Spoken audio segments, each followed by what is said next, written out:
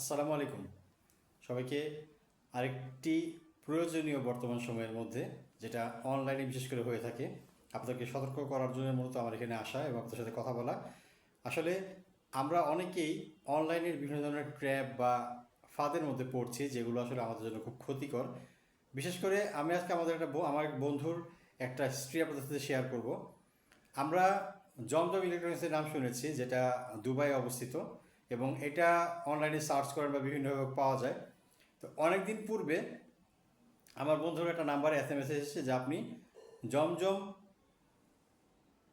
ইলেকট্রনিক্সের একটি পেজ এবং ফেসবুক পেজ এবং ইউটিউব চ্যানেলে লাইক এবং সাবস্ক্রাইব করে আপনি লাকি উইনার হিসেবে একটি আইফোন জিতেছেন। যাক, ভালো কথা। তো আমার বন্ধু আমাকে ইনফর্ম করে, আমি বিষয়টা জানতে চাই এবং যেহেতু জেনেছি আপনার সাথে শেয়ার করি। তখন সেই বন্ধুকে বললো যে আপনার মোবাইলে একটা আপনার যে হোয়াটসঅ্যাপ নাম্বারটা আছে ওইটা দিয়ে আমাদের এই নাম্বারে কানেক্ট হন। তো জমজম ইলেকট্রনিক্সের হোয়াটসঅ্যাপ নাম্বার তাকে দেওয়া হলো। দেওয়া হওয়ার পরে তখন আমার বন্ধু ভেরি কিউরিয়াসিটি দেখাচ্ছে। সে তো খুব লাকিলি, এখন যদি আপনাকে বলে আপনি আইফোন 15 পাচ্ছেন, তাহলে তো আপনার মাথায় ঠিক থাকার কথা না। এটা অনেকেরই হয়ে থাকে। এদের নজরে কারা বা কোন বয়সের মানে ইউজারগুলো আসলে টার্গেট, সেটা আপনাকে শেষে বলছি। এবং তার সাথে বাংলাদেশের ব্রাকের নামে আরেকটা প্রতারণা চলছে এখন, সেটা আপনাদেরকে উল্লেখ করে বলবো। ভিডিওটা সম্পূর্ণ দেখবেন, কোথাও যাবেন না। দেন বন্ধু ওই নাম্বারটা হোয়াটসঅ্যাপে আমার যখন সেট করার পরে তাকে একটা ভয়েস মেসেজ পাঠানো হয় হিন্দিতে। সেই হিন্দিতে ভয়েস মেসেজ পাঠানো হয় এবং পাঠানোর পরে সে পুরোটা শুনে, তো সেখানে তাকে পুরোপুরি বোঝানো হচ্ছে যে আপনি আইফোন 15 জিতে গিয়েছেন এবং সেটা আমরা আপনার কাছে পৌঁছে দিব। আপনি জানেন যে দুবাইয়ের কিন্তু অ্যারাবিক ল্যাঙ্গুয়েজের পরে দুবাইয়ে কিন্তু প্রচুর হিন্দির ব্যবহার আছে। আপনি যদি প্রপার হিন্দিতে কথা বলতে পারেন তাহলে আপনি দুবাই কোনো সমস্যা আটকাবেন না। তো যখন আমার বন্ধু যখন হোয়াটসঅ্যাপে কানেক্ট হয়ে গেল, তখন তাদেরকে ভিডিও কলের মাধ্যমে বা ভিডিও করে আমার বন্ধুকে দেখালো যে এ হচ্ছে আপনার আইফোন এবং আপনি কাস্টমসে গিয়ে আপনার আইফোনের নাম্বার বলবেন 10। তখন তারা বুঝতে পারবে যে বক্স নাম্বার 10-এর মধ্যে আপনার ফোনটা আছে। যাই হোক, সে যথারীতি তাদের সাথে কথা বলার পরেই সর্বোচ্চ আধা ঘন্টা করে তার মোবাইলে একটা কল আসে। আধা ঘন্টা পরে যখন কলটা তার কাছে আসার পরে বলল যে আমরা বাংলাদেশ এয়ারপোর্ট কাস্টমস থেকে বলছি, আপনি তো একটি জমজম ইলেকট্রনিক্সের একটা লাকি মোবাইল জিতেছেন। তো সেক্ষেত্রে এটা নেওয়ার জন্য আপনাকে একটা সামান্য একটা কাস্টমস চার্জ দিতে হবে, যেটাকে আসলে আমরা বলি হচ্ছে যেটাকে বলি আপনার হচ্ছে কুরিয়ার চার্জ, যেটাকে বলি সেটা আপনাকে পে করতে হবে। কাস্টম চার্জ সেটা পে করে আপনি নিতে পারবেন। তো স্বাভাবিক তখন আমার বন্ধু প্রশ্ন করলো যে আচ্ছা, ওরা তো আমাকে নক করলো, যে বললো যে মালটা আসার পরে আমাকে কাস্টমস থেকে কল করবে। তখন কাস্টমস থেকে রিপ্লাই করলো যে আসলে মালটা ওরা পাঠিয়েই তারপরে আপনাকে ভিডিও দিয়ে কনফার্ম করছে মালটা এই দেশে এসেছে, তারপরে কনফার্ম করেছে। তো যাই হোক, কী করতে হবে? তখন বললো যে আমরা আপনাকে একটি নাম্বার দিচ্ছি, ওই নাম্বারে আপনি নগদ বা বিকাশের মাধ্যমে বা রকেটের মাধ্যমে আমাদের এখানে একটা সামান্যতম ফি আপনি জমা করবেন। এখন ধরেন আপনার জন্য জমজম ইলেকট্রনিক্স বা কেউ আপনাকে 2 লাখ টাকা একটা ফোন দিতে যাচ্ছে, আপনি সামান্য টাকা বিকাশ করবেন না? এটা কি হয় নাকি? স্বাভাবিক সেটা অবশ্যই যারা হয়তো জিনিসটা সাময়িকভাবে চিন্তা করবেন না, তারা হয়তো দিয়ে দিবেন বা দিয়ে দিয়েছেন অলরেডি। দেখ বললো তো, তাহলে আমার ফ্রেন্ড তাকে প্রশ্ন করলো যে কত টাকা? বললো যে মাত্র 580 টাকা আপনি আমাদের এই নাম্বারে করে আপনার মোবাইলটা নিয়ে যান। তো তখন সে কি করলো যে তাদেরকে কলটা কেটে দিয়ে পাঠাচ্ছি বলে জাস্ট আমাকে সাথে কন্ট্যাক্ট করলো। কন্ট্যাক্ট করার পরে বললাম যে বন্ধু, যে আসলে এটা তুমি দিও না, এটা একটা ট্র্যাপ। কারণ হচ্ছে তুমি চিন্তা করছো 560 টাকা, এবং এই 560 টাকা তুমি কখনো না পাও, হয়তো তুমি এটার জন্য কখনো মানে দাবি করবে না বা দাবি ছেড়ে দিয়ে হয়েছে, যা হয়েছে হয়েছে, 560 টাকা চলে গেছে। কিন্তু আমি ভিডিও শুরুতে বলেছিলাম যে কারা এদের টার্গেট। ধরেন যারা নিউলি কন্টেন্ট ক্রিয়েটর, তারপরে হচ্ছে আপনার এজ 14 থেকে 20-এর মধ্যে বা 22-এর মধ্যে, এই ধরনের ব্যক্তিদেরকে যারা মূলত বেশি মোটিভেট করে। এর মধ্যে বেশিরভাগ মোটিভেট করে হচ্ছে মেয়েদেরকে। তো আসলে তারা সহজে চিন্তা করে আইফোন ইউজ করব, বিভিন্ন ধরনেরভাবে চিন্তা করে। এটা নট অনলি আইফোন, বাট যে কোনো ধরনের প্রতারণার জন্য এই বয়সের মানুষগুলোকে তারা বেছে নেয়। তো যাই হোক, বিষয়টি হচ্ছে এইখানে। এখন পরে এসে কী করলো, আমার কাছে কন্ট্যাক্ট করার পরে বললাম যে বন্ধু, তোমার এটা পাঠানোর প্রয়োজন নেই। আসলে বিষয়টা হচ্ছে এই বিকাশ নাম্বার বা রকেট নাম্বারগুলো একটা সময়ের জন্য ব্যবহৃত হয়। বেশ অনেক লোকের কাছে টাকা নেওয়ার পরে তারা কিন্তু এই নাম্বারগুলোকে আর ব্যবহার করে না। দেখেন, আপনার কাছে তো 580 টাকা খুব ছোটো।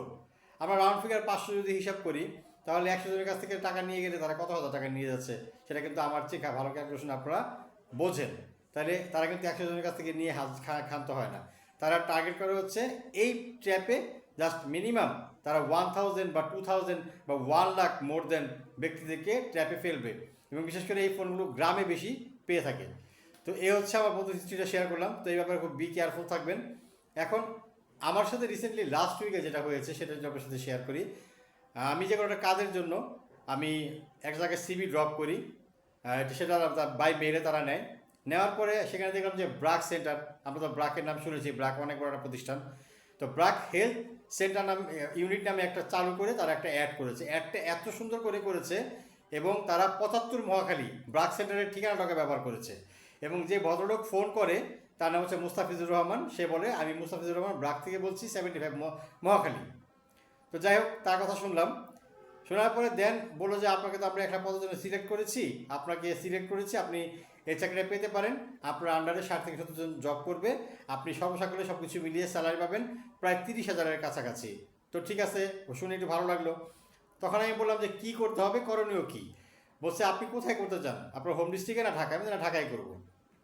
তখন বললো যে ঢাকার কোন এরিয়াটা আপনার প্রিফার হয়। আমি বললাম গাজীপুর হোক, সাভার হোক, মানিকগঞ্জ হোক, বা ঢাকার দোহার হোক, বা মুন্সিগঞ্জ হোক, কোনো সমস্যা নেই, আমি এই এরিয়াগুলোতে কাজ করতে পারবো। তো মোটামুটি লম্বা সময় কথা হলো। সেই নাম্বারটা আমার কাছে আছে, নাম্বারটা আমি রেখে দিয়েছি। কারণ এই ধরনের ব্যক্তিদেরকে আসলে ব্রাক থেকে ফোন করেনি সেটা আমি বুঝতে পেরেছি প্রথমবার কথা শোনার পরেই।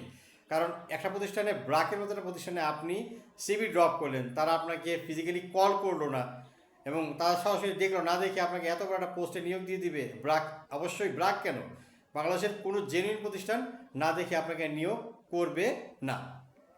যাই হোক, পরে বললো যে আমরা আপনাকে একটা বিকাশ নাম্বার দিচ্ছি, ওই নাম্বারে আমাদেরকে কাইন্ডলি আপনি একটু প্রথমে 810 টাকা এবং পরে 1000 টাকা, মোট 1810 টাকা আমাদেরকে পাঠান। আমরা যেহেতু আপনি সিলেক্ট হয়েছেন, আপনার মেইলে আমরা আপনাকে সিভি দিয়ে দিচ্ছি এবং আপনাকে আমরা অ্যাপয়েন্টমেন্ট লেটার দিয়ে দিচ্ছি এবং আপনাকে কাজের নির্দেশনা দিয়ে দিচ্ছি, মেইলে সব আপনি পেয়ে যাবেন। তো পরে আমি প্রশ্ন করলাম যে তাহলে কী করণীয়। তখন সে বললো যে আপনি আমাদেরকে প্রথমে 810 টাকা, তারপরে 1000 টাকা পাঠান। আমরা যেহেতু আপনি সিলেক্ট হয়েছেন, সেক্ষেত্রে আপনার নাম করে আমরা একটি কার্ড ব্রাক থেকে নিব, যেটা আপনার নিয়োগের জন্য ব্যবহৃত হবে, এবং সেই কার্ডটা পাওয়ার পরে আপনাকে দিয়ে দেবো। যদি আপনি জয়েন না করেন তাহলে আপনার এই টাকাটা অফেরতযোগ্য। এটা কিন্তু ভাই ফোনে বলেছে, বাট কোথাও কিন্তু এই কারিকুলামটা নেই। তো দেন আমি ব্রাকে যে কোনো লোকের সাথে যোগাযোগ করি, তখন বললো যে আমরা আসলে এই ধরনের প্রতারণার দীর্ঘদিন ধরে আছি। ব্রাকের যে হেলথ প্রজেক্ট আছে, এই প্রজেক্ট আমরা হেভে নিয়োগ দিই না, নিয়োগ প্রক্রিয়াটা ভিন্ন রকমভাবে আমরা কাজ করি। এটা WHO থেকে এবং হচ্ছে ইউনিসেফ বা বিভিন্ন সংস্থার মাধ্যমে এই কাজটা করে থাকে। শুধু ব্রাক না, এরকম অনেক ফাউন্ডেশন এই কাজটা পেয়ে থাকে। তাহলে নিশ্চয়ই আপনি বুঝতে পেরেছেন যে বিষয়টা আসলে কোথায় গিয়ে দাঁড়িয়েছে। তো আসলে এইভাবে বিকাশে 150-200 এরকম করে টাকা নিচ্ছে, কিন্তু টাকার অ্যামাউন্টটা ছোটো হওয়ার কারণে তাদেরকে আমরা আসলে সে ধরনের ব্লেম করে লাভ হয় না, বা ব্লেম করতে যায়ও না। চিন্তা করি 1000 টাকার জন্য এই এতটা দৌড়াদৌড়ি করবো। তবে হ্যাঁ, অনেক মানুষ আছে যারা সত্যি অনেকটা বিশ্বাসযোগ্যতার মাধ্যমে অনেক জায়গা থেকে বিশ্বাসযোগ্যতাটা হারিয়ে ফেলেছে। কিন্তু কিছু কিছু ব্যক্তি আছে যারা ট্র্যাপের শিকার এবং সরলতার মাধ্যমে টাকা লেনদেন করে তারা আজকে হয়তো বা ভুক্তভোগী, কিন্তু সত্যিকার অর্থে তারা কিন্তু আপনার টাকা না দেওয়ার চিন্তা ভাবনায় নেই। তারা হয়তো এমন কোনো সমস্যায় পড়ে থাকে যার জন্য যোগাযোগ করার মতো যোগ্যতা তার থাকে না, কিন্তু সে ঠিকই তার পাওনাদারের তালিকাটা কিন্তু সে ঠিকই করে রেখেছে। সে কিন্তু পর্যায়ক্রমে সবাইকেই তার লেনদেন পরিশোধ করার জন্য চেষ্টা করে। আপনি দেখবেন যে একজন ব্যক্তি যখন মরিয়া হয়ে ওঠে তার ঋণ দেওয়ার জন্য, সে কম বেশি করে দেওয়ার জন্য আল্লাহ তাকে তৌফিক আস্তে আস্তে দান করেন। তারপরে কিছু কিছু সময় দেশের প্রান্তিক অবস্থা, তারপরে অক্ষমতা, বা যদি সে কোনো ব্ল্যাকমেলিংয়ের শিকার হয়ে থাকে, তাহলে সেক্ষেত্রে সে কিন্তু অনেকটা পিছিয়ে যায়। অতএব আমরা একটা কথা শুধু মনে রাখি, এই কথার মাধ্যমে আমি আপনাদেরকে সতর্কতার মেসেজও দিলাম, আর একটা কথা আপনাকে জানিয়ে দিলাম, সেটা হচ্ছে আল্লাহ বলেছেন যদি ঋণগ্রস্ত ব্যক্তি অসহায় বা বিপদ অবস্থা থাকে, তার যদি আয় সক্ষমতা থাকে, তাকে সময় দাও। তবে আমি বিশ্বাস করি বাংলাদেশের মানুষ অবশ্যই অনেক ভদ্র এবং সভ্য, তার জন্য তারা আসলে মানুষদেরকে সময় দিয়ে থাকেন, সময় দেন। আমি আবারও বলছি, টাকাটা আসলে মানুষ চায় পরিশোধ করতে, ঋণ নিয়ে আসলে কেউ মরতে চায় না। সবাই ভালো থাকবেন এই প্রত্যাশায়। দেশের বর্তমান অবস্থা যাই হোক না কেন আপনারা সতর্ক থাকবেন এবং আমরা চেষ্টা করব মানুষদেরকে সহযোগিতা করতে এবং মানুষদের সাথে এগিয়ে মিশে বিশ্বাসযোগ্যতা নিয়ে কাজ করতে। কারণ মনে রাখবেন, হয়তোবা কেউ বিপদে পড়ে, হয়তোবা কেউ অন্য সমস্যায় পড়ে, হয়তোবা আপনার সাথে দূরত্বটা তৈরি করেছে বা তৈরি করতে বাধ্য হয়েছে, কিন্তু আসলে প্রকৃতপক্ষে সে ব্যক্তিটা সেরকম নয়। সবার সুস্বাস্থ্য কামনায় দেখা হবে নতুন কোনো ভিডিওতে। আসসালামু আলাইকুম। বি কেয়ারফুল, সবাই সতর্ক থাকবেন, কোনো প্রতারণার মধ্যে পড়তে যাবেন না।